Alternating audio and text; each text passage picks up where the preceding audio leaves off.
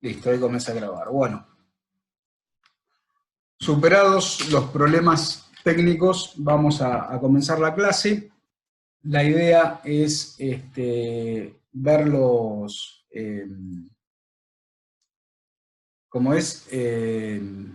ver los ejercicios que se tomaron en el parcial para aquellos que rindieron y para los que no rindieron la teoría, que siguen en el régimen de cursada, tengan idea de cómo se evalúa, porque de esta misma manera se toman los exámenes finales. O sea, es la misma metodología, así que les va a venir bien a todos. Bien.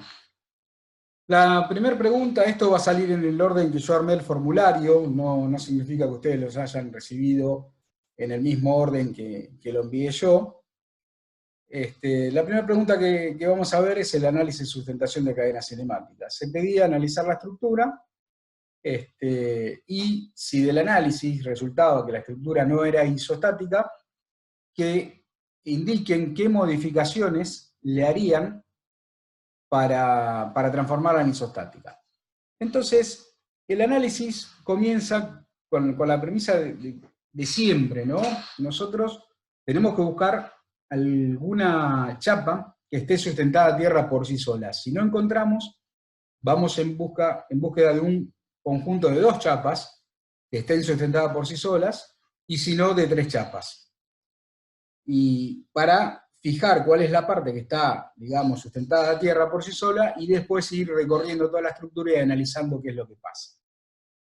Bien, si nosotros observamos, vemos que no hay ninguna chapa que esté sustentada a tierra por sí sola, ¿sí? Porque todas, fíjense que tienen o apoyos simples o apoyos dobles, no hay empotramientos, y ninguna chapa tiene más de un apoyo, obviamente, ¿no? Por ejemplo, la chapa 1-2, ¿ustedes llegan a ver el puntero del mouse en la pantalla? Sí, se ve. Sí. Bien, la chapa 1-2, fíjense que tiene solo un apoyo doble, de la misma manera la 2-4, o la 5-7, etcétera, etcétera. Entonces buscamos dos chapas. Empezamos a recorrer y vemos, por ejemplo, si comenzamos desde 1, vamos a ver que tenemos articulación, apoyo doble, articulación, podríamos encontrar un triarticulado, pero si vamos para 11 no lo encontramos, si nos vamos para 3 y 4 tampoco lo encontramos. ¿Sí? Lo mismo sucede desde 5. 5, 7, 6, fíjense que es hipostática, lo mismo que 5, 7, 8, o 9, 4, si me voy para otro lado, ya es hipostático, perdón, lo dije mal, y si me voy para este lado, 7, 8 también es hipostático. Entonces, la alternativa que nos queda es buscar tres chapas que estén sustentadas a tierra por sí solas, que es el sistema que conocemos 2-1-2. Y fíjense que acá tenemos un sistema 2-1-2 que va a estar dado por el apoyo doble que está en 1, la articulación intermedia en 2, apoyo simple en 3, articulación en 4 y apoyo doble en 9. Es decir, no puedo ir para 7 porque de la misma manera sería un sistema hipostático, y no puedo ir para arriba porque pasa lo mismo. Entonces, definimos que la estructura estaría sustentada por este sistema 1, 2, 3, 4, 9, que es un sistema 2-1-2. Entonces, digamos, ¿qué es lo que tenemos que decir? El sistema 1, 2, 3, 4, 9 es un sistema 2-1-2 que no presenta, no presenta vinculación aparente, porque la recta que une el apoyo doble que está en 1 con la articulación del otro extremo de barra hacia el 2, y la recta que une el otro apoyo doble con su articulación intermedia, y la normal al plano de deslizamiento del apoyo simple, no se cortan en un punto. Por lo tanto, ese sistema o subsistema que consideramos que está sustentado a tierra por sí solo es isostático y no presenta vinculación aparente. Una vez que identificamos cuál es la parte de la estructura que está sustentada a tierra, continuamos con el análisis. Acá lo tienen en colores, ¿sí? Un segundo que me quedó. Me queda la pantallita. Acá lo tienen en colores, nuestro sistema que está en rojo, 1, 2, 4, 9, es nuestro sistema 2-1-2 sin vinculación aparente. Es decir, que todos los puntos que pertenecen a este sistema no se mueven, ¿está bien? O sea, pertenecen a un sistema isostático.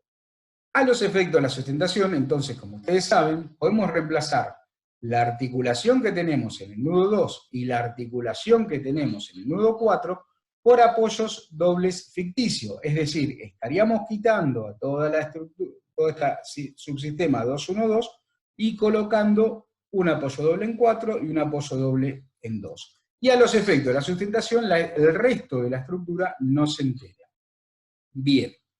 Partiendo de ese apoyo doble ficticio en 4 o en 2, analizo o hacia arriba o hacia la derecha. Vamos hacia la derecha. ¿Qué vemos? Apoyo doble ficticio en 4.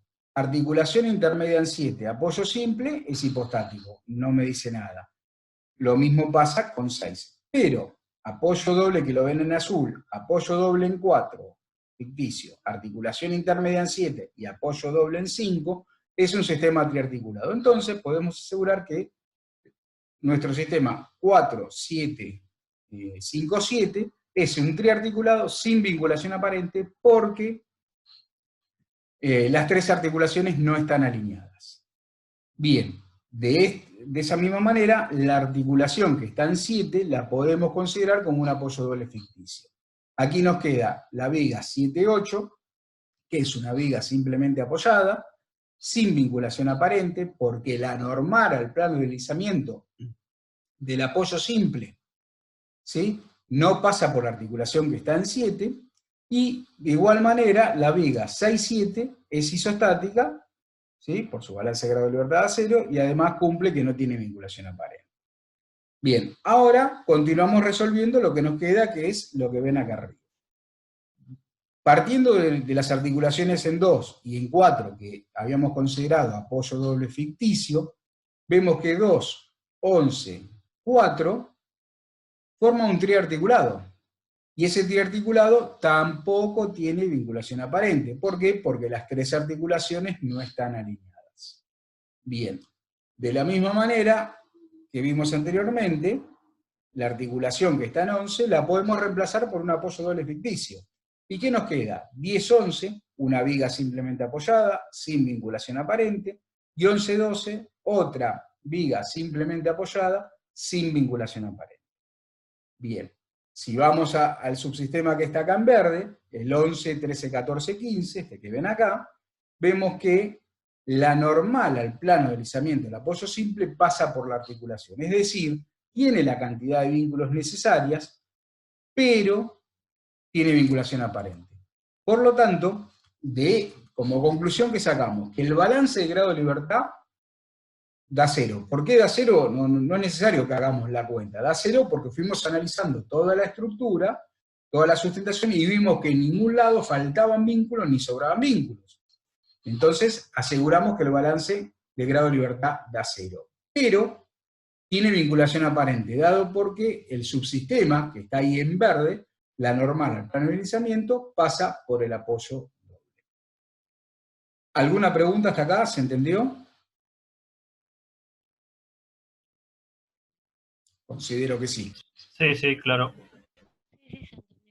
La segunda parte de esta pregunta decía, ¿qué modificaciones le harían para transformar en isostático? Bien, nosotros tenemos que el problema lo tenemos acá en el subsistema que está acá en verde, y estaba dado por esta vinculación aparente. Tenía la cantidad necesaria de vínculos. Entonces, una de las opciones es rotar el apoyo simple de manera tal que la normal al plano de deslizamiento no pase por la articulación. De esta manera el sistema es estable. Y acá termina. Otra opción es trasladar o correr un poquito el apoyo simple, las que se les ocurra, digamos, en ese sentido. O sea, hay que modificar ese apoyo simple para que no cumpla con esa condición de vinculación aparente. ¿Qué es lo que se pretende en estos ejercicios? Es básicamente lo que les acabo de decir y lo que nosotros mencionamos en los apuntes. O sea, analizar parte por parte, y hay que indicar si el subsistema tiene o no vinculación aparente. A ver, no es que tienen que indicarlo para todos los subsistemas. Por ejemplo,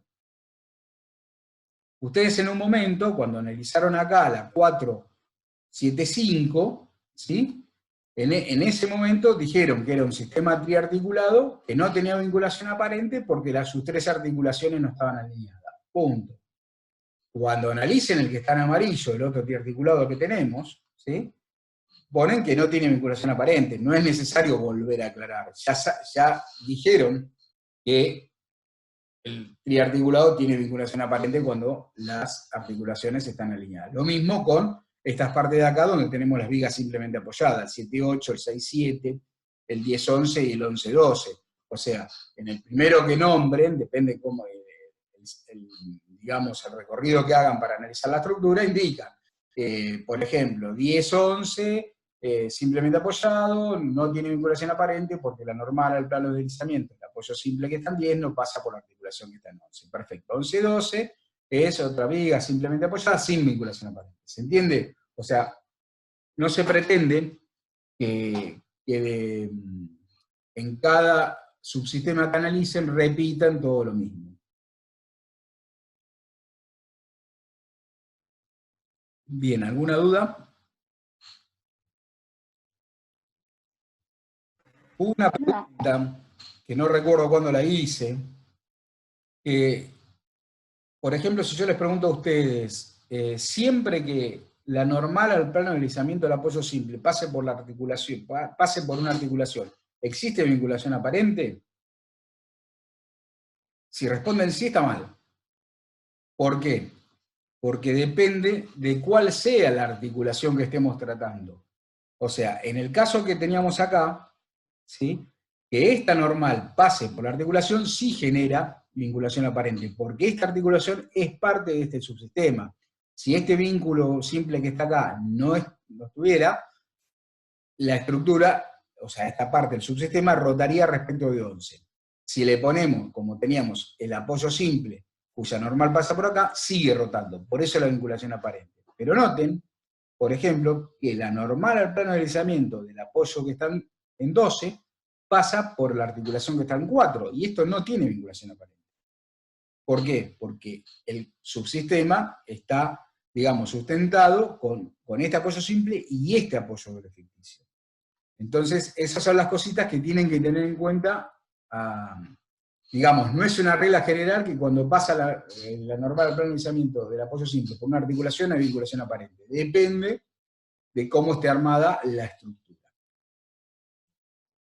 Bien, pasemos al siguiente ejercicio. Se planteaba un esquema de reacciones para una estructura y si esas reacciones eran incorrectas, había que calcularlas correctas.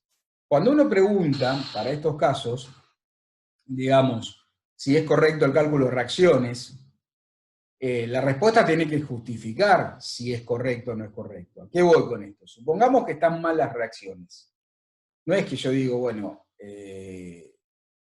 calculo las reacciones, me dan distintos de lo que tenemos dibujado ahí en el enunciado, entonces pongo las reacciones están mal calculadas, las correctas son estas. No, tienen que analizarlo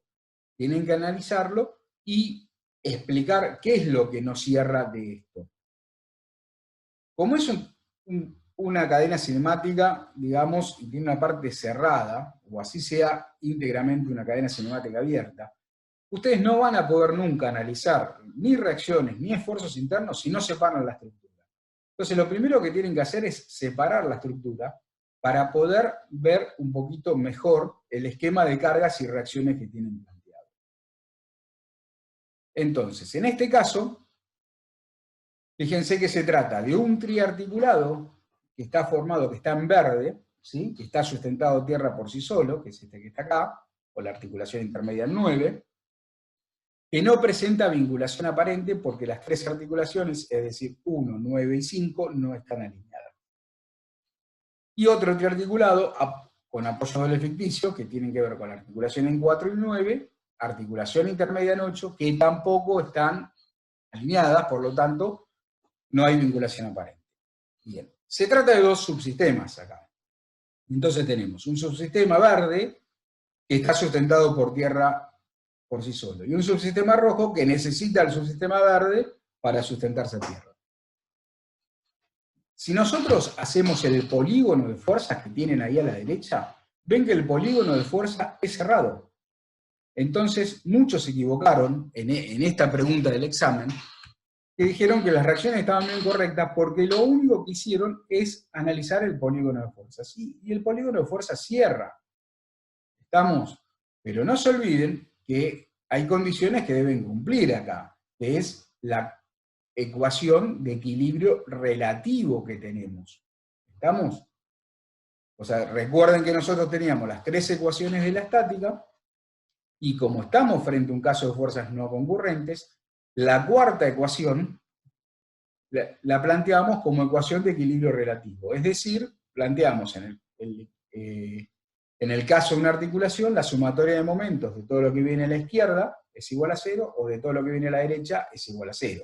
O si tuviésemos un aparatito deslizante, un vínculo deslizante, el desplazamiento permitido, la sumatoria de fuerzas en esa dirección tiene que ser igual a 0. Esa es la cuarta ecuación. ¿Qué es lo que no vieron? Entonces, al separar la estructura, ¿sí?, nosotros analizamos el triarticulado que está acá en verde. Entonces, la reacción que está en 1 tiene que pasar por la articulación en 9, no por la articulación en 4 o la articulación en 8.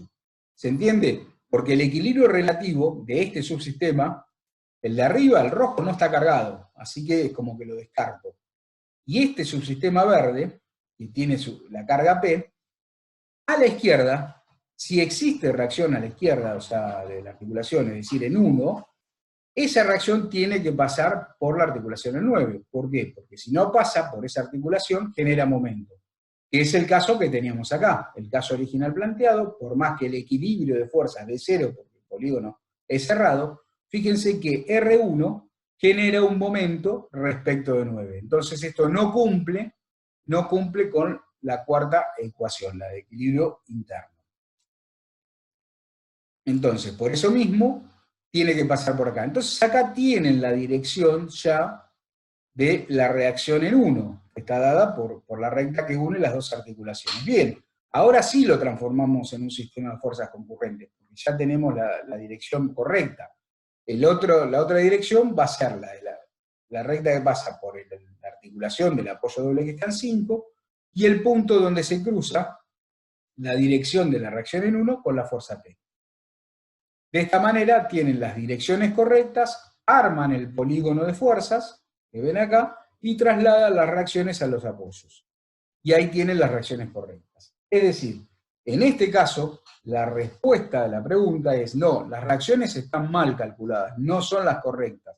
¿Por qué? Si bien cumple con el polígono de fuerzas es cerrado, vemos que no se cumple con el equilibrio relativo porque la reacción que está en 1 genera un momento respecto a la articulación que está en 9, y es la única fuerza. O sea que, dicho de otra manera, la sumatoria de momentos a la izquierda de la articulación, 9, es distinto de 0. Lo mismo iba a pasar si tomaba a la derecha. Lo que pasa es que a la derecha tenía la otra reacción y la fuerza. No se ve tan rápido como se ve desde este punto. Por eso, reitero, la respuesta a este ejercicio tiene que tener dos partes. La primera es justificar por qué está mal, ¿sí? Y la justificación sería esta que les estoy diciendo. No cumple con el equilibrio relativo por esto.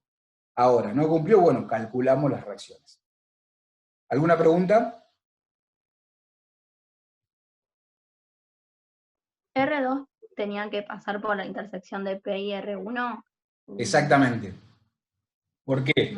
Porque ahí nosotros transformamos, o sea, digamos, el caso cuando tenemos un triarticulado, por ejemplo, nosotros recuerden que estaríamos frente a un caso de fuerzas no concurrentes. Por eso planteamos 4 ecuaciones, ¿sí? Las 3 de la estática más la ecuación de equilibrio relativo. El tema es que acá una de las chapas está descargada. Entonces, al estar descargada, la chapa que está a la izquierda de la articulación 9, ya nos determina la dirección de la primera reacción. Es como que nosotros podríamos reemplazar a los efectos de calcular las reacciones, sacar este apoyo doble y poner un apoyo simple en 9 con la dirección, ¿sí? No, digamos, cuya esta recta punteada es la normal. Entonces, ¿qué nos queda? Calcular las reacciones de una chapa con un apoyo doble y un apoyo simple. Y eso sí es un sistema de fuerzas concurrentes, donde las direcciones están dadas por una dirección, la tenés dada, que es la del apoyo simple, ¿sí? Que ya la tienes fija. La del apoyo doble, como no la tenés, la vas a sacar con el punto de intersección de la dirección que tenías, del apoyo simple, más la recta de acción de la resultante de la fuerza. Es el mismo, esto que les estoy diciendo, o sea, podemos reemplazar y transformar esto en el cálculo de reacciones de una chapa, con un apoyo simple, que es lo mismo que cuando analizamos, que lo vimos en clase, está, lo tiene en el apunte, el cálculo de reacciones de un sistema triarticulado. Recuerden que es esto que se está evaluando acá. Recuerden que para calcular las reacciones de un sistema triarticulado, lo que hacíamos era, suponíamos una chapa cargada y la otra descargada. Viceversa, y después sumamos. Es decir, al suponer esta chapa cargada, ¿sí? La que tengo de este lado, que es la única que tengo carga, y esta descargada, ¿sí? Podíamos reemplazar el apoyo doble por el apoyo simple con esta dirección. Y calculamos las reacciones, ¿sí? Con R2, la R2, y esta la trasladamos por su recta de acción. Y después hacíamos al revés, cargábamos la otra parte, ¿sí? Hacíamos el mismo procedimiento, después sumamos. ¿Se aclaró tu pregunta? Sí, sí, gracias. Bien. Bueno, ¿alguna otra pregunta?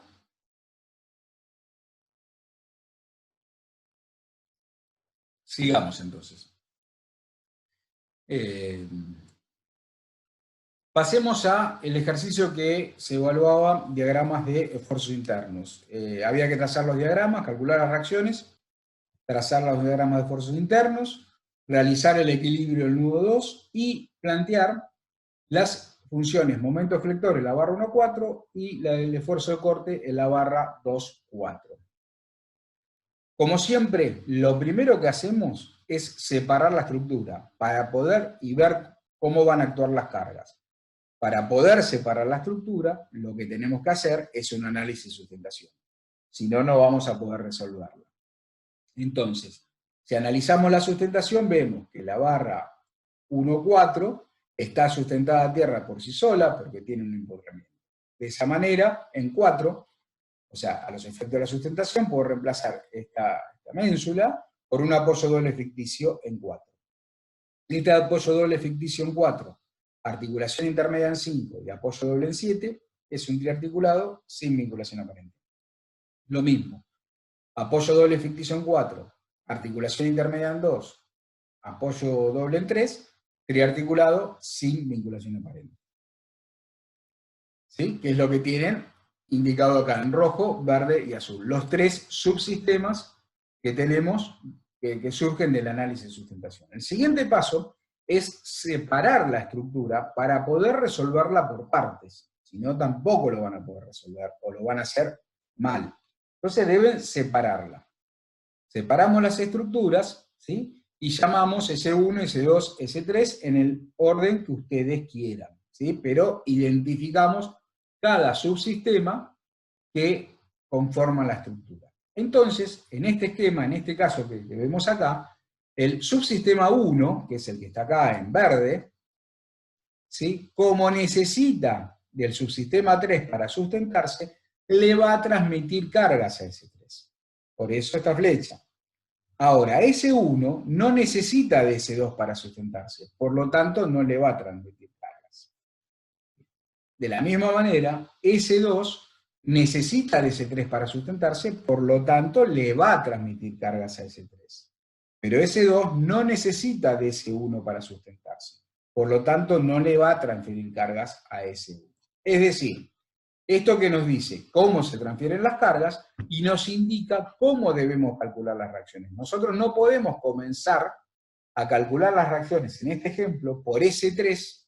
¿Por qué? Porque S3 va a recibir cargas de S1 y S2. Entonces, primero debemos determinar qué cargas les va a transmitir S1 y qué carga les va a transmitir S2, y luego calcular S3. Pero sí podemos comenzar por S1 o por S2 en forma indistinta. Otra de las cosas que podemos observar de este planteo de los subsistemas que conforman la estructura es que, por ejemplo, la carga Q que tenemos acá en el sistema 1, subsistema 1, va a venir al apoyo doble que está en 7 y parte va a venir al empotramiento. Dicho de otra manera, Q va a generar reacción en 7 y va a generar reacción en 1, pero no va a generar reacción en 3. ¿Por qué? Porque no le transmite carga. ¿Por qué? Porque no necesita ese para sustentarse. De la misma manera, P y M, que tienen acá en el sistema 2, van a generar reacciones en 3 y en 1. ¿Por qué en 3? Porque es parte de un apoyo doble de su estructura, un apoyo a tierra de su subsistema.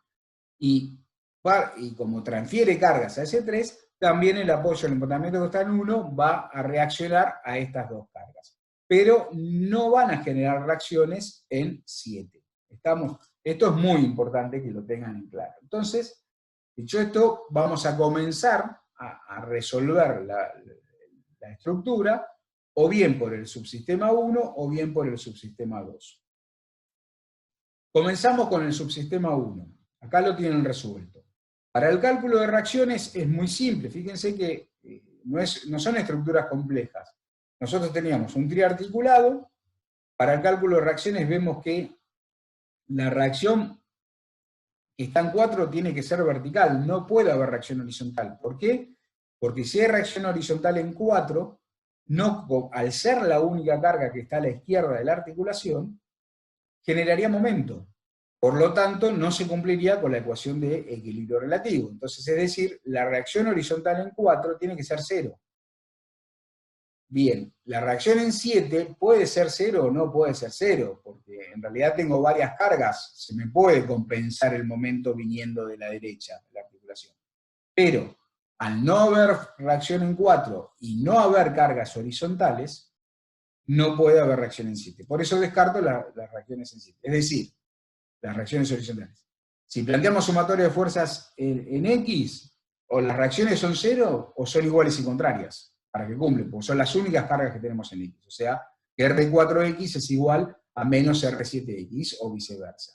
Pero no podemos tener reacciones en X, ¿por qué? Porque si colocamos una reacción en horizontal en 4, genera momento en la articulación en 5. Por lo tanto, no se cumple con la condición de equilibrio interno. Por lo tanto, la única posibilidad de las reacciones son hacia arriba las dos. Y está bien que sean hacia arriba, porque fíjense que esta Q por L, que tiene una resultante que pasa justo por la mitad, genera un momento en sentido horario, ¿sí? Respecto de 5, mi reacción tiene que generar un momento en sentido antihorario, para que el equilibrio relativo sea igual a 0. Ahora, si tomamos momento en 7, ¿sí? La tercera ecuación de la estática, esta Q por L, la resultante, genera un momento en sentido antihorario, la reacción en 1 tiene que generar un momento contrario. Por lo tanto, esas son las reacciones. Les pido que cualquier duda que tengan me paren y me interrumpan. ¿Sí? Bien, una vez determinados las reacciones, procedemos a trazar los diagramas de esfuerzo interno.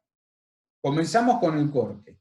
Bueno, no vamos a armar todo el procedimiento, pero vemos que sacamos un elemento diferencial a la derecha, por empezar, la barra 4,5, vamos a comenzar. Recorro la barra 4,5 de abajo hacia arriba, del nudo I al nudo J, y no tenemos cargas que nos generen corte. Por lo tanto, el corte de la barra 4,5 es igual a 0. Vamos a la barra 5,6. Un infinitésimo a la derecha del nudo. A la izquierda tenemos esta fuerza, que es normal, al eje de esta barra, o sea, que genera el corte, que va hacia arriba. El corte hacia arriba, del otro lado una fuerza igual y contraria, tiende a girar en sentido horario, por lo tanto el corte es negativo. Y es lo que indicamos acá, negativo. Bien, ¿cómo se resuelve esto? Si nosotros acá reemplazamos con un apoyo simple, lo que están haciendo acá es sacar el diagrama de corte, momento de una viga simplemente apoyada. Es muy sencillo. Fíjense que es la viga simplemente apoyada quebrada. ¿Qué otra cosa consideramos? Las relaciones analíticas, ¿sí? Entre carga, corte y momento. Entonces, si nosotros tenemos una carga que es positiva, recuerden que la carga local de la barra, vamos de izquierda a derecha el X positivo, o de abajo hacia arriba para barras verticales, y del lado de la fibra de referencia que va abajo o a la derecha para barras verticales, es el lado positivo, o sea que el eje Y va hacia abajo. Por lo tanto, esta carga Q que genera corte, o la componente que genera corte, es hacia abajo, es positiva. ¿Sí? ¿Esto qué nos dice? Que las relaciones analíticas, la pendiente del diagrama de corte nos da la ordenada del diagrama carga, o lo que es lo mismo, la ordenada de las cargas me da la pendiente del corte. Entonces nosotros tenemos entre 5 y 6 la misma ordenada de la función corte, por lo tanto tenemos la misma pendiente del diagrama de corte, que es una pendiente positiva, según la tabla local. A partir de aquí, entre 6 y 7, sigue con esa pendiente positiva, cambia de signo, teníamos corte negativo, ahora vamos a tener un corte positivo, y fíjense que llegamos a un valor en el nudo 7 que es un poco menor que este que tengo acá en el nudo 5. ¿Por qué va a ser un poco recta? El valor, ustedes saben, es el mismo, porque las reacciones son iguales, pero acá, perdón, porque las fuerzas son perpendiculares al eje de la barra, pero acá fíjense que tenemos que el corte en la barra 6-7, que es inclinada, es la componente normal a la barra, que va a ser un poquito menor que la carga Q, digamos. ¿Está bien? Por eso es un poquito menor acá. Pero seguimos con la misma pendiente, positivo, cambiamos de signo, y el diagrama lo cierra en este punto la componente que genera corte que va hacia arriba de la barra de R7. Con esto formamos el diagrama de corte. Para armar el diagrama de momento, ¿sí? Y esto obviamente ustedes lo pueden hacer, sacan el elemento diferencial, se fijan qué signo tiene, si es positivo, si es negativo, no dejen de hacerlo. Pero una forma más práctica es decir, bueno, miremos el diagrama de corte, miremos las cargas y apliquemos las relaciones. Entonces, sabemos que la derivada del momento nos da el corte cambiado de signo, o lo que es lo mismo, la pendiente del diagrama de momento nos da la ordenada del diagrama de corte cambiado de signo. ¿Qué quiere decir eso? Si tenemos un corte lineal, vamos a tener un momento parabólico, ¿sí? Porque estoy integrando. Bien. Ahora, si nuestra ordenada de corte, arrancando por la barra 5, es negativa, ¿sí? Es negativa, la pendiente del diagrama de momento va a ser positiva. ¿Qué quiere decir? Arrancamos entonces con una ordenada negativa, ¿sí? De este valor, y esa ordenada del diagrama corte cada vez es más chica hasta llegar a 0. Por lo tanto, nuestra pendiente del diagrama de momento, que va a ser parabólico, repito, va a ser una pendiente y cada vez va a ser positiva y cada vez va a ser menos positiva, más chica, ¿hasta cuándo? Hasta el punto 6 que es horizontal. ¿Está bien? Horizontal significa paralelo al eje de la barra. ¿Sí? Pendiente 0, corte 0. Ahora, a partir de 6, arrancamos con un corte que cada vez, una ordenada de corte que cada vez es más positiva, arranca en 0, arrancamos con la pendiente 0, y nuestra pendiente cada vez es más negativa hasta llegar al punto 7, donde tenemos la mayor pendiente. De esa manera, trazamos el diagrama de momento. Un segundito. Bien. Para el axil es lo mismo. Observamos, la barra 4,5 está comprimida, o sea, nosotros la recorremos desde 4 hacia 5, vamos sacando el elemento diferencial donde lo sacamos, siempre miramos a la izquierda, lo único que vamos a tener es la reacción 4, que me comprime el elemento diferencial, por lo tanto el axil es negativo y va a ser constante. En la barra 5,6, ¿sí? Me pare en el punto que me pare, miro a la izquierda y no tengo ninguna fuerza que tenga componente en dirección del eje de la barra. Por lo tanto, el axil vale 0. ¿Qué es lo que pasa entre 6 y 7? La barra está inclinada. Entonces, tenemos que ver cuáles son las componentes de las cargas que tenemos a izquierda o a derecha, ¿sí? Según el eje de la barra, aplicando la definición del esfuerzo axil. Entonces, si nosotros nos paramos en 6, seguimos 0. Por eso el axil es 0. Pero a medida que avanzamos, fíjense que vamos a ir teniendo, ¿sí?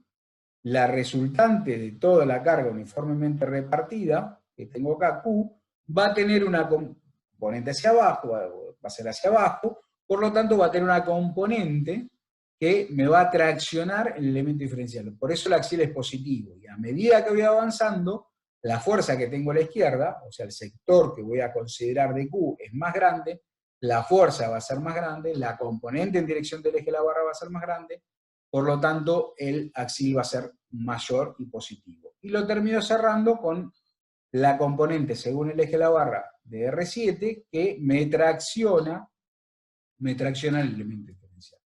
De esa manera tenemos el esfuerzo axial. ¿Alguna pregunta hasta acá? ¿Vienen bien? Bien, supongo. Bueno, vamos a resolver el sistema S2. El sistema S2 también se trata de un articulado, también es fácil porque tenemos pocas cargas. Nosotros acá para calcular las reacciones, fíjense que lo más fácil es decir, bueno, cuando actúa P, si analizo P que está aplicada en el nudo, fíjense que tiene en el nudo 2 dirección del eje de la barra, por lo tanto la reacción va a ser R3X, que va a ser igual a P. Esta directamente reacciona acá. No puede reaccionar en 4, no podemos tener componente horizontal en 4, porque generaría momento en 2, viniendo de la derecha, ¿sí? Entonces, sí o sí, la reacción viene toda para acá. Lo mismo no podríamos tener reacciones verticales cuando actúa solamente P, porque en este caso no habría problema porque pasa por articulación, pero en el caso de la reacción vertical en 3 generaría momento en 2. Por lo tanto, P reacciona directamente con una fuerza igual y contraria en R3, en el apoyo que está en 3. Veamos qué pasa con el momento. ¿Sí? El momento, me olvido de P, analizo solamente el momento, y bien, en este lado, o sea, ¿qué pasa con la reacción que está en 4? Sí o sí tiene que ser vertical. ¿Por qué? Por lo mismo que vimos recién, si la reacción que está en 4 no es vertical, va a generar momento respecto a la articulación, no se cumple con el equilibrio relativo. Por lo tanto, ya tenemos la dirección de la reacción, que es vertical. En 3, la reacción, o sea, la dirección de la reacción tiene que ser vertical también. ¿Por qué? Porque al no existir fuerza, solamente el momento, si esta reacción tiene una dirección, digamos, que no es vertical, que es oblicua, y al no haber cargas horizontales, nos va a generar reacción horizontal acá que sabemos que no se puede. Entonces, de esta manera tenemos la dirección de las dos reacciones. Ahora bien, M es una carga, que es un momento que tiende a girar en sentido antihorario. Por lo tanto, las direcciones de estas fuerzas tienen que generar un momento contrario, es decir, en sentido horario. Por eso R4 va hacia arriba y R3I va hacia abajo. Y acá hago una aclaración. Fíjense lo que yo anoté acá. Acá pusimos que R3I es igual a R4, que es la unidad que hay. Está bien, por eso que vimos, ¿no? Iguales y contrarias generan un par. Y a su vez, es igual a M sobre esta longitud L. ¿Por qué? Porque esta R es igual a esta por este L, tiene que ser igual y contrario al momento. Por lo tanto, estas reacciones valen M sobre L. Y esto es importante porque cuando veamos el subsistema 3 nos vamos a encontrar con una disyuntiva que se resuelve con esto. Con esto se aclara. Lo tienen que tener en cuenta porque fíjense que si bien nosotros trabajamos a mano alzada, cuando se da el enunciado, que acá no lo puse para que no moleste el dibujo, fíjense que tiene una grilla atrás. Entonces hay una relación entre las luces o las longitudes de cada una de las vigas. Y eso hay que tenerlo en cuenta. No siempre, pero hay casos donde se nos puede presentar algún problema y ahí es donde vamos a enfocar. Acá se va a presentar el problema, por eso se los aclaro ahora. Bien, trazar los diagramas de acá es muy sencillo. El corte, la barra 2,4 es 0, porque no tenemos cargas que generen corte, ¿sí? Ni a izquierda ni a derecha en ningún punto. Si nosotros vamos de abajo hacia arriba, ¿no? P me genera corte en esta barra, pero R3 me genera un corte igual y contrario, porque las fuerzas son iguales, forman un sistema nulo. Por lo tanto, el corte en 2,4 vale 0. Y en la barra 2,3 arranca con un valor negativo de la reacción y va a ser constante porque no tenemos otra carga, la carga 0, entonces carga 0, corte constante, y hasta llegar al valor de 3 en 3, que es R3i. Fíjense que R3i es igual a R4, que está bien por lo que vimos recién cuando calculamos las reacciones. Entonces el corte sencillo es constante. El momento flector, ¿sí? El momento flector en la barra 2,4 no tenemos cargas, ¿sí? Puedo pararme acá a la izquierda y puedo ver los momentos viniendo de la izquierda, es decir, de la barra 2,3, o directamente miro a la derecha, que es hacia arriba, y ninguna fuerza me genera momento. Por lo tanto, en la barra 2,4 el momento vale 0.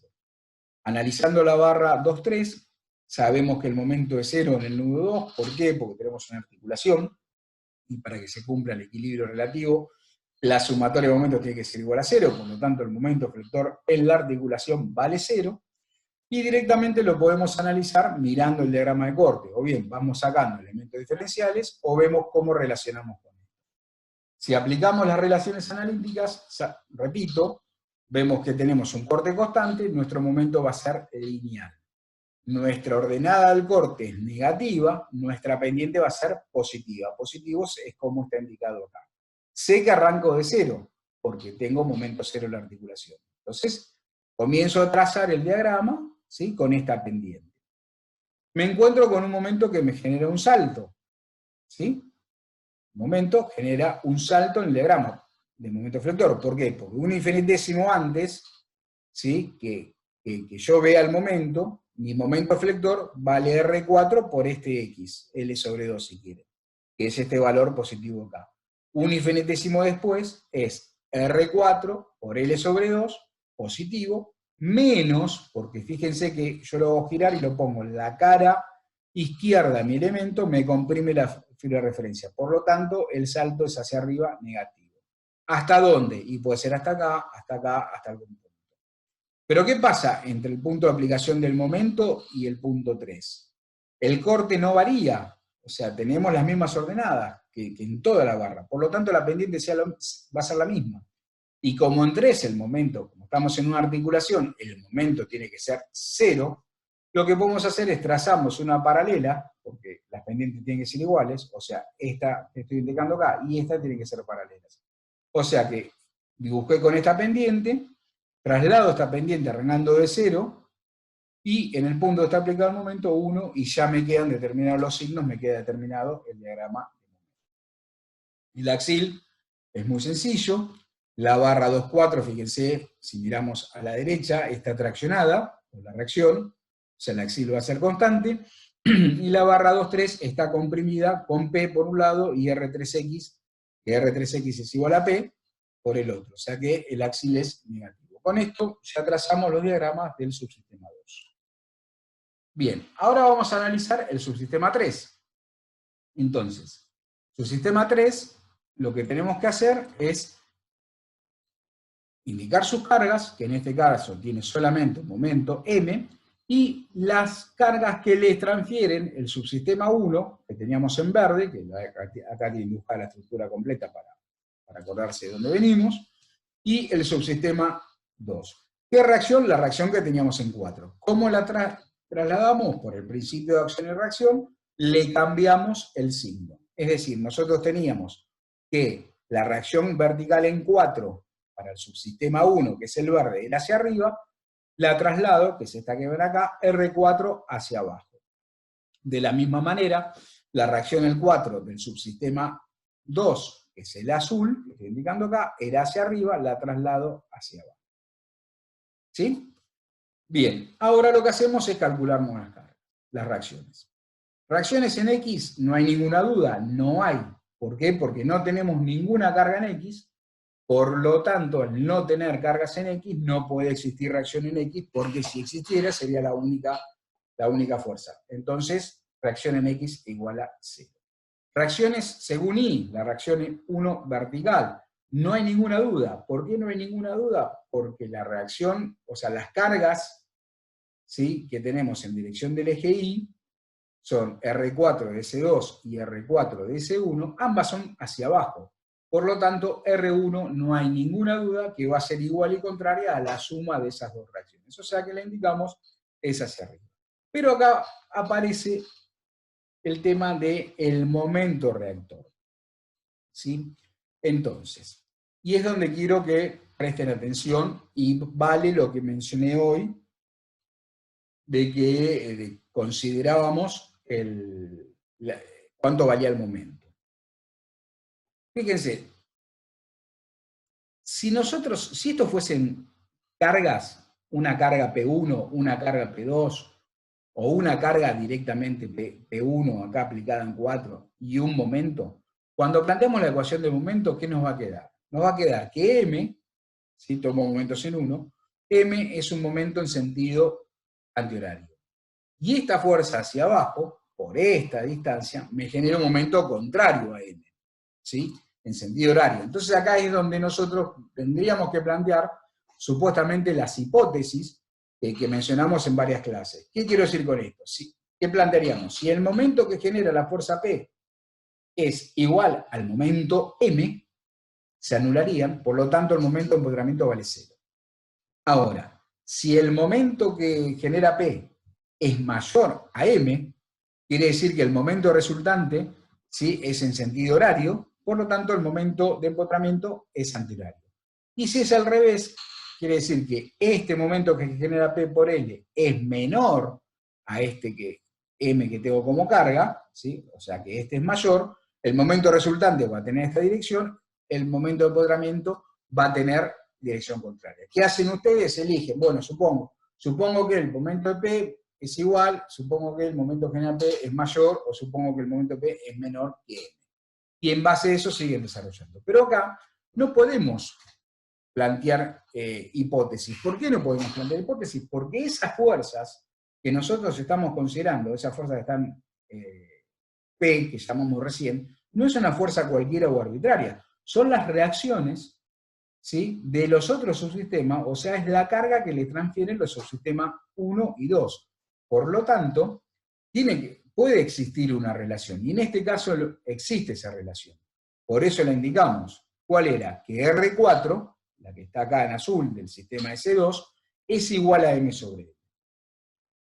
Entonces, cuando tomo momento respecto de 1, voy a tener R4, ¿sí?, por L.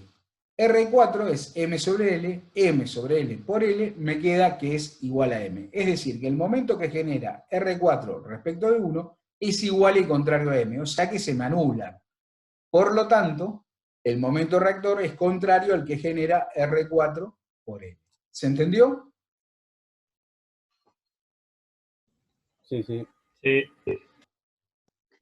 Bien, ahora trazamos los diagramas, que es muy sencillo. Fíjense que arrancamos el corte con un corte negativo que está dado por R1, o sea, sacamos el elemento diferencial, un infinitésimo fue el apoyo, y R1 va hacia arriba, del otro lado tengo que tener una igual y contraria, que va hacia abajo, tiende a girar en sentido horario, es negativo. Y va a ser constante, ¿por qué? Porque no tenemos carga. Entonces, carga 0, corte constante. Y lo cierra, ¿sí?, estas dos fuerzas que son iguales a la reacción. O sea, carga 0, corte constante, negativo. Momento, ¿cómo va a ser? Lineal. El momento va a ser lineal y sabemos que, nuevamente, la pendiente del diagrama momento nos da la ordenada del corte. Entonces, como la ordenada del corte siempre es la misma, la pendiente del diagrama de momento va a ser la misma. Entonces, ¿qué vamos a tener? Arrancamos con un momento acá, que es negativo, porque me comprime la fibra de referencia si sacamos el elemento diferencial, que va a estar dado por el momento reactor, y una pendiente positiva, ¿sí? ¿Por qué? Porque me lo dice el diagrama de corte. ¿Hasta dónde? Hasta llegar al punto de aplicación de M, como hoy, el mismo caso. Tenemos el salto, porque este M me genera un momento flector negativo, ¿sí? Y continúo con la misma pendiente. O bien, como hicimos cuando sacamos el momento en la barra 2,3. Nosotros arrancamos con un valor en 1, tenemos la pendiente, y sabemos que la pendiente es la misma y llegamos a 0. ¿Por qué llegamos a 0? Porque acá no tenemos nada aplicado, y un infinitésimo antes de llegar al nudo 4, si tomo un momento respecto a la derecha, me da 0. Entonces, como sabemos que acá es 0, y acá arranco con M, tiro esta pendiente, y en 0 vuelvo a tirar esa pendiente hasta el punto de aplicación de momento. Y me queda determinado el salto. El axil no tenemos porque no tenemos cargas que estén en dirección del eje. Con esto terminamos de trazar los diagramas. ¿Qué hacemos ahora? Ensamblamos la estructura. Es decir, acá tenemos la estructura completa, con sus cargas que teníamos, con sus reacciones, y los diagramas de esfuerzos internos, ¿sí? Ensamblados. Hay veces que, por ejemplo, o sea, si ustedes no llegan con el tiempo en el parcial y no lo quieren ensamblar, no lo hagan. O sea, no es que va a estar mal el ejercicio porque no ensamblaron los diagramas. Pero ojo, ¿por qué? Porque si yo quiero verificar acá el equilibrio del nudo 4, que es este que está acá, yo tengo que analizar el nudo 4 en su conjunto. No puedo analizar el nudo 4 para el subsistema 3, el nudo 4 para el subsistema 1 y el nudo 4 para el subsistema 2. Tengo que analizar el nudo 4 donde completo. ¿Se entiende? Y de eso pueden haber muchos casos. Si quiero analizar el nudo 2, que es como lo que se pedía en este ejercicio, puedo mirar directamente el nudo 2 acá, ¿sí? Con la estructura ensamblada, o puedo ir a ver el nudo 2 que pertenece a un solo subsistema y analizarlo ahí. Bien, pasemos ahora entonces a ver el equilibrio del nudo 2. Recuerden que el equilibrio del nudo 2, que es el que tienen indicado ahí con el aro en rojo, el equilibrio del nudo se realiza mirando los diagramas de esfuerzos internos, no mirando las cargas, sino el diagrama de esfuerzos internos. Lo que sí tenemos que tener en cuenta son las cargas aplicadas directamente en los nudos. Por eso está señalada la fuerza P, que está aplicada en el nudo 2, que es el nudo que vamos a plantear su equilibrio. Si estuviésemos analizando el nudo 5, por ejemplo, no tengo la necesidad de ver el diagrama de cargas porque no tengo cargas en el nudo 5. ¿Estamos? Bien. Entonces dibujamos el nudo, ¿sí? Y como siempre, para mí resulta más fácil dibujar el elemento diferencial, ¿sí? Que está a continuación del nudo, en ambas barras que concurren a él, y me voy a fijar los esfuerzos. Por ejemplo, vamos a ver lo que viene de la barra 2,3, o sea, de la barra horizontal. Entonces saco el elemento diferencial y me fijo, axil. Axil tenemos un axil negativo. Bueno, axil negativo, recuerden, comprime el elemento diferencial. Coloco el axil positivo. Corte, tengo corte negativo. Bueno, negativo tiende a girar en sentido horario. Entonces este para arriba y este para abajo. Momento no tenemos. Y agregamos la fuerza P, que es carga, como dije recién, es una carga que actúa en el.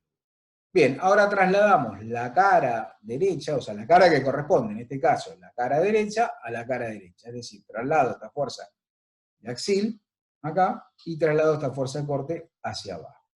Bien, hacemos lo mismo con la barra vertical.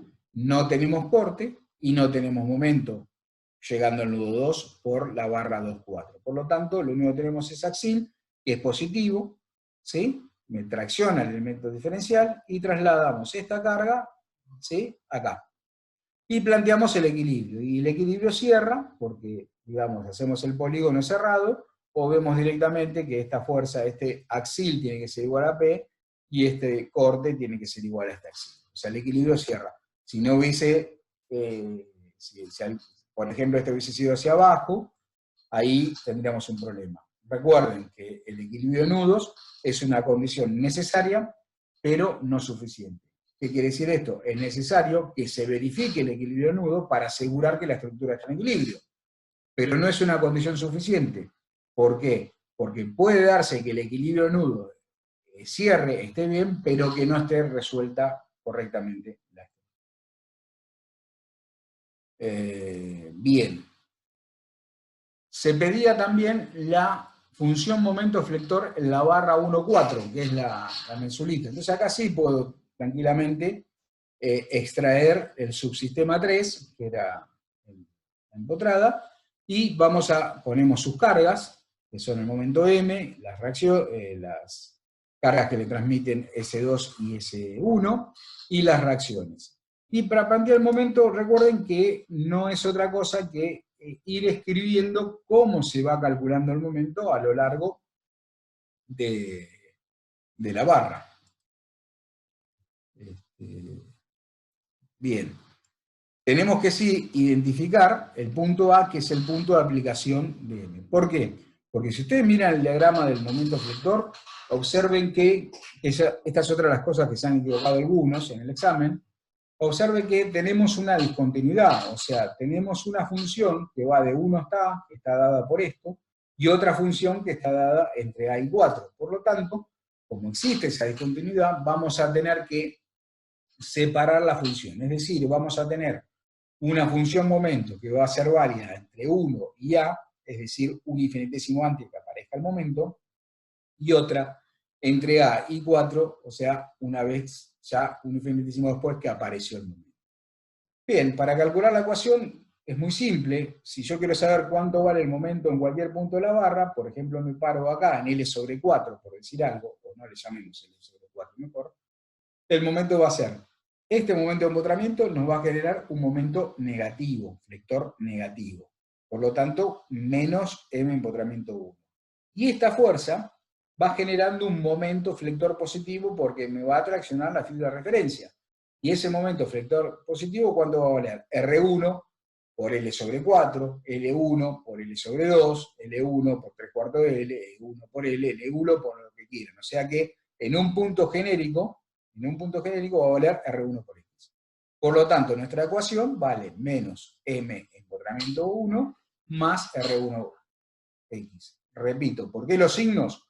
Porque el momento de empotramiento que está en 1 nos genera un momento flector negativo, por eso el mismo, no tiene nada que ver con el sentido que gira, porque el sentido es terna global, o sea, el signo del momento, si es negativo o positivo, el momento reactor lo mido la terna global, en cambio, acá tengo que ver cómo es el momento flector en la barra, es negativo, y R1 por X siempre nos va a generar un momento flector positivo, por eso está sumado.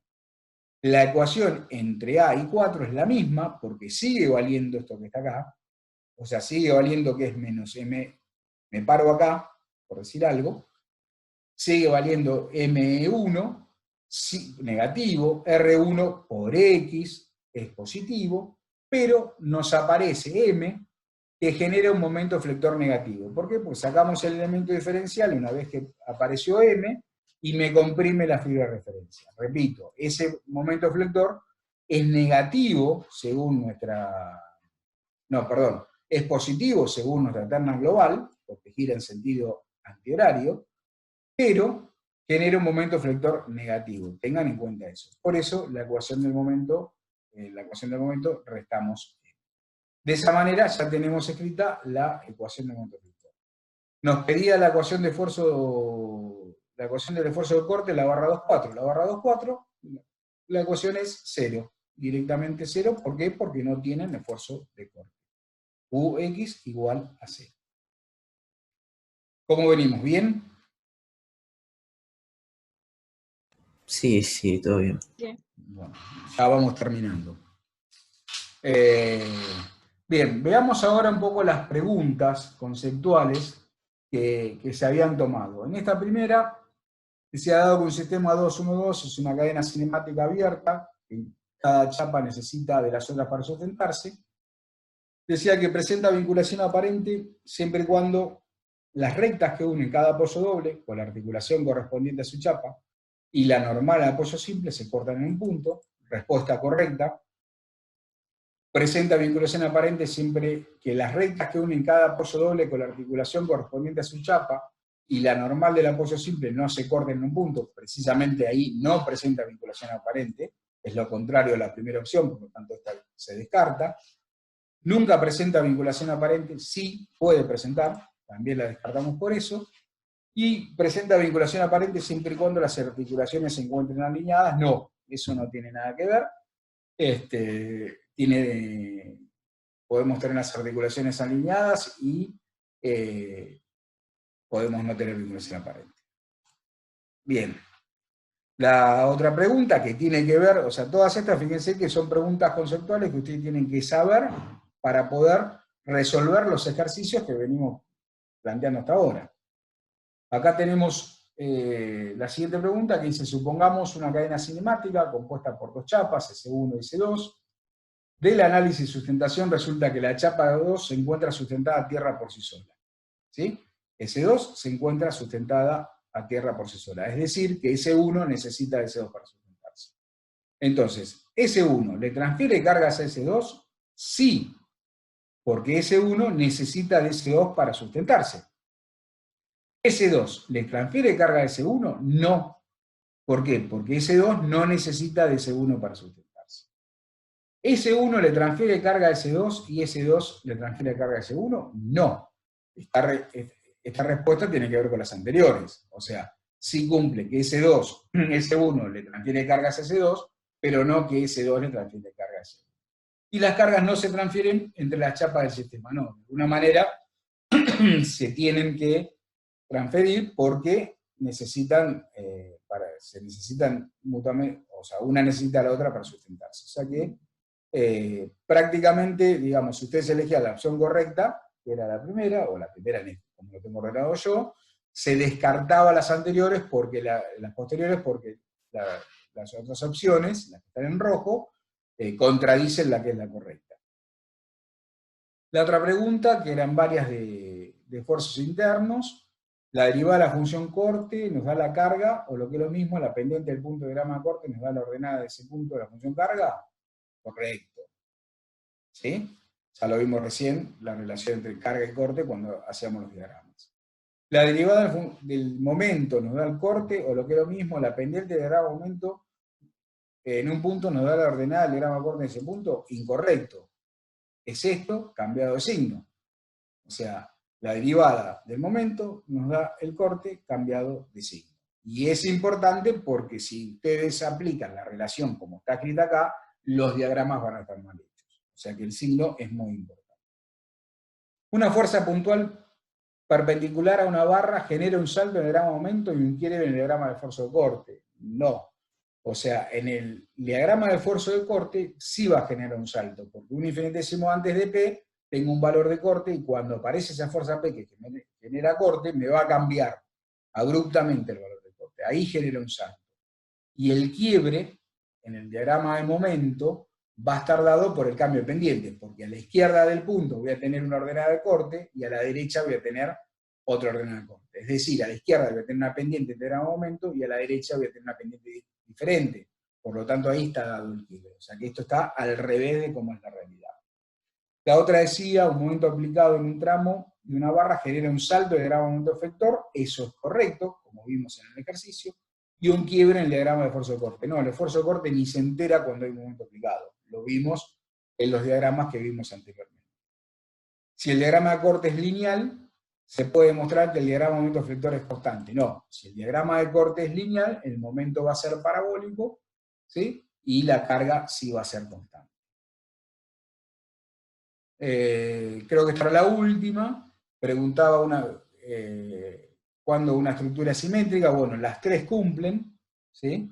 Las tres son correctas porque es la definición de simetría dividida en tres. O sea, se tiene que verificar que las piezas estructurales estén dispuestas simétricamente respecto a un eje, y sus secciones transversales son iguales, de manera que existe una imagen espejada de la media estructura ubicada al lado del eje, que se verifique que las secciones transversales dispuestas simétricamente tienen además las mismas propiedades mecánico-elásticas, y los vínculos, tanto internos como externos, están dispuestos simétricamente respecto del eje de simetría. Son las tres condiciones, es la definición, y las tres condiciones que debe verificar una estructura para que sea simétrica. Es decir, simetría geométrica, ¿sí? Simetría física y simetría de vinculación. Bien. Listo, con esto terminamos, pero miren un poquito los números de las respuestas que tenemos. Los tres ejercicios de los que han rendido la fecha pasada, los tres ejercicios que vemos acá, que es análisis y sustentación, análisis de reacciones y MNQ, que son los más importantes, que son los que tienen que conocer para poder aprobar el examen. Fíjense que cómo anduvieron. O sea, en MNQ y análisis y sustentación, la mayoría anduvo regular. ¿Un regular qué significa? Un regular no está bien, en el sentido que está todo bien calculado, tanto bien analizado la sustentación en MNQ, sino que demuestran que saben el tema, que lo manejan, pero tienen errores que no son muy groseros. ¿Está bien? Si son muy groseros los errores, no pasan. Bien, en análisis de sustentación, la mitad lo hizo regular, son parecidos los porcentajes con MNQ, pero en el análisis de reacciones, fíjense que el 94%, acá estaba bien, no estaba mal, regular es muy difícil, no puse regular acá porque era muy difícil. Fíjense que la mayoría contestó mal la pregunta. ¿Por qué? Porque se dejó llevar por la dirección que tenía la fuerza, o porque directamente planteó el polígono de fuerza sin tener en cuenta el equilibrio relativo, lo que vimos al principio de la clase de hoy. Y eso es grave. Eso es grave porque era muy básico el ejercicio y son conceptos que tienen que manejar. ¿Por qué los tienen que manejar? Porque si no, se les va a complicar y mucho cuando resuelvo las estructuras. Ese punto me preocupó bastante. Respecto a las preguntas, digamos, de teoría, están bastante bien, o sea, el tema de vinculación aparente, todos contestaron bien la pregunta. El tema de transferencia de carga, ojo, hay un pequeño porcentaje que la contestó mal, ¿sí? O sea, ahí se podía contestar varias opciones, pero en realidad una era, si elegía una, las otras se descartaban, por eso está indicado o bien o mal, no tiene intermedio. Las varias de esfuerzos internos, más o menos, o sea, qué sé yo, el 30% contestó mal, eso tendrían que verlo. Y las preguntas varias sobre simetría, la mitad contestó bien y la mitad regular. ¿Qué quiere decir bien? Que marcó las 3 opciones, regular, que marcó 1 o 2 de las opciones. Los resultados, ya los tienen ustedes, aprobaron el 31% de los alumnos, es decir, 5 alumnos, hubo 56%, 9, que son 9 desaprobados, y hay 2 alumnos, que ya saben, ya les pasé quiénes son, que tienen que recuperar reacciones IMNQ. ¿Por qué recuperan reacciones IMNQ? No es habitual recuperar el examen por temas, ¿sí? Pero en este caso, el resto del examen, es decir, la parte de sustentación y todas las preguntas conceptuales, estaban perfectas, estaban bien resueltas. Por lo tanto, les doy la posibilidad de que enfoquen en el cálculo de reacciones y diagramas de esfuerzos internos. Bien, ¿alguna pregunta?